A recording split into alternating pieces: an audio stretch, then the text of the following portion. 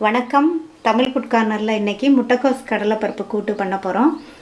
இந்த கூட்டு ஹோட்டலில் சாப்பிட்ற மாதிரியும் கல்யாண வீட்டில் சாப்பிட்ற மாதிரியும் டேஸ்ட்டாக இருக்கும். அதே மாதிரியே இருக்கும். இது எல்லா வகை குழம்புகளுக்கும் நல்ல சைட் டிஷ். இப்போ இந்த கூட்டை எப்படி பண்ணுறதுன்னு பார்க்கலாம். முட்டைக்கோஸ் கடலைப்பருப்பு கூட்டு பண்ணுறதுக்கு 1/4 கிலோ முட்டைக்கோஸ் கட் பண்ணி வச்சுருக்கேன்.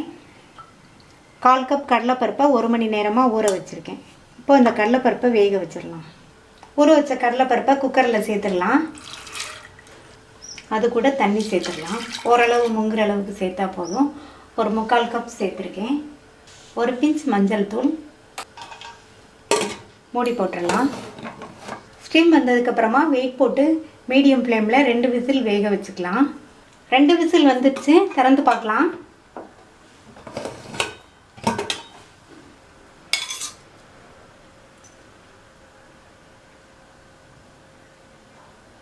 பருப்பு கரெக்டாக வெந்திருக்கு. ஊற வைக்கலைன்னா நீங்கள் 4 அல்லது 5 விசில் வேக வச்சுக்கோங்க.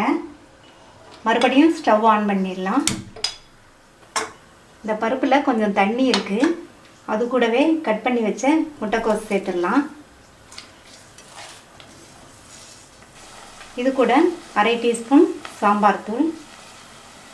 இந்த முட்டைக்கோஸுக்கும் பருப்புக்கும் சேர்த்து உப்பு சேர்த்துடலாம். சேர்த்துட்டு நல்லா கலந்து விட்டுடலாம்.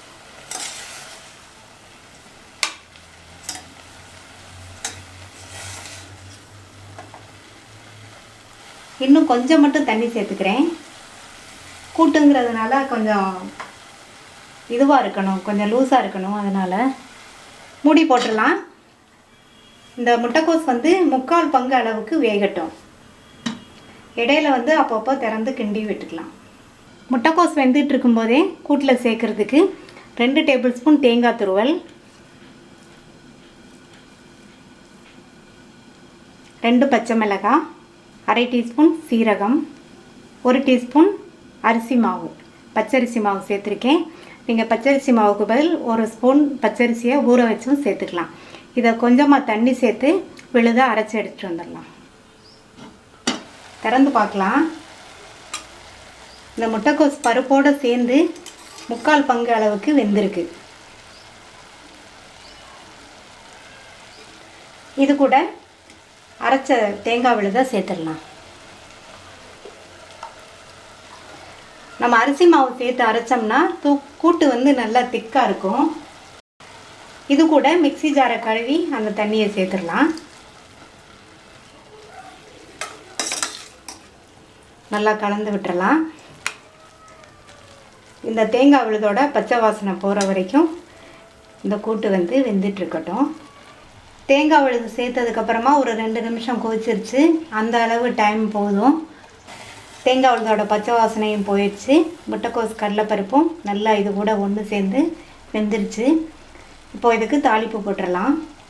தாளிப்பு போடுறதுக்கு 1 ஸ்பூன் நல்லெண்ணெய் விட்டுருக்கேன். உங்களுக்கு தேங்காய் எண்ணெய் வாசனை பிடிக்கும்னா தேங்காய் எண்ணெய் விட்டுக்கோங்க. அது கூட கடுகு உளுந்து சேர்த்துடலாம். கொஞ்சமாக 1 ஸ்பூன் அளவுக்கு கட் பண்ண வெங்காயம், 1 காஞ்ச மிளகாய் வாசனைக்கு, 2 பிஞ்ச் பெருங்காய பவுடர், அடுத்து கறிவேப்பிலை.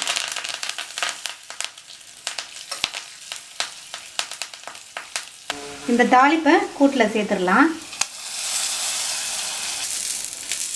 சேர்த்துட்டு நல்லா மிக்ஸ் பண்ணி விட்டுட்டு ஸ்டவ் ஆஃப் பண்ணிடலாம்.